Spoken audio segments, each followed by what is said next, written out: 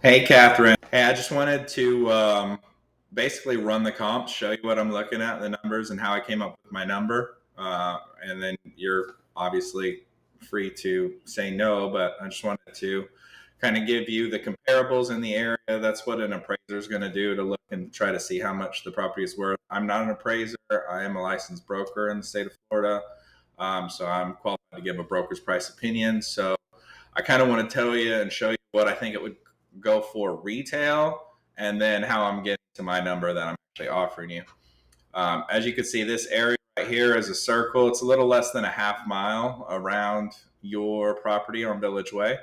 I got 67 results here for properties that either didn't sell, sold, or are still on the market. So as you can see, I use your property to be right in the middle, and this is where all the data is coming from. Now, I dump all this data into a program that spits out a nice chart for me so that we can really easily see it. And this is the chart that we have. All the blue dots are going to be the properties that have actually sold. Those are what everybody in the business actually uses to try to determine what a property value is.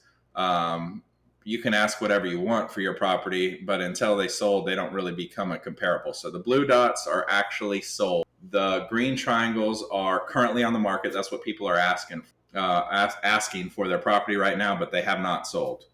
And there are red squares here, which means the properties were on the market. They were asking for the price, but they did not sell for whatever reason. They were unable to sell them at that price. So this red line that's going across this chart here, that kind of gives a market trend line as to what properties are going for. Across the bottom, you'll see that's all square footage. So it's going from 1,200 square feet all the way up to 2,600 square feet. Your property on Village Way is just a little bit above 2,100 square feet. So I drew a black vertical line to kind of give us a clearer picture of where that is. And that is right here, if you can see it. Across the left are all the sales prices on what they actually sold for. So when I'm looking at your property, I'm thinking top of line retail. If it's 100% updated, 100% beautified, like it's a brand new property, brand new build, all the bells and whistles, top, I think that property might sell for is about $365,000. Now the market's a little slow right now with interest rates up to around 7, almost 8%. So it's been slowing down, and people haven't been able to stretch as high to the top of the market. So with that being said, what I have to count on that and me as an investor, I buy properties and then I sell them for a profit. That's just what I do. So I would expect that I should be able to sell this property no problem at 325. So that's the number that I'm going to go off of. I'm going to count on I should be able to at least sell this property for 325. So from there, I've got to start subtracting things. My closing costs on the back end are going to be about 5%. So 5% on 325 is going to be $16,000. I'm going to pay 3% to, I happen to be an agent, so I don't have to pay somebody to list my house, but I'm going to end up paying 3% to a buyer's agent. I'm going to end up paying about 2% in closing costs. So I got to take 16 grand off that 325 for me. I ask for about 25% in profit. So 325 times 0.25. I'm asking for about $80,000 in profit with all the money and work that I'm going to spend on it. So if I take $80,000 plus the 16,000, I'm up to $96,000 now that I've got to take off the 325 purchase price. Now, aside from that, I know the property is jam-packed full of your belongings now. I don't know if you're going to want to take them. I'm having to count on removing them. So I'm going to count about $5,000 to remove them.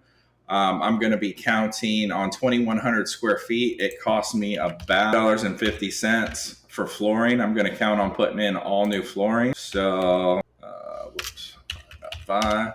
So that's going to cost me about 12 grand in flooring. It's going to cost me probably another 12 grand in paint. I'm going to count on redoing the bathrooms. I'm going to count on redoing the kitchen. I'm going to count on having to remarcite the pool. I'm going to count on the AC and the roof. So all in all, I'm going to be at probably about 80 grand in rehab. So if I take the 96,000 plus the 80,000, I'm at 176 that I got to subtract from 325. So really I should be offering around 150. But I really like that property. So I raised my offer to the 173.9. Eating into some of my profits, I'm deciding to take less than that 20% profits that I normally ask for. So I'm eating into that because I really like that property. I think it's a beautiful property, and I'd really like to just totally revitalize it. So that's how I got my offer. If you were to try to sell it yourself, you're going to have to either put some money into it to get retail price of probably around 325, or you're going to have to, if you want to sell it as is, then you're going to sell it to somebody like me who's going to do the same math and probably be less than where I'm at, less than the 173. But that's your choice. I just wanted to show you where I came from, how I did all the math, and now that you have it, I hope you watch the video and decide what you want to do with the property there. Catherine, thank you so much for watching. Thanks for listening. You have a great day, and I hope you have a great new year.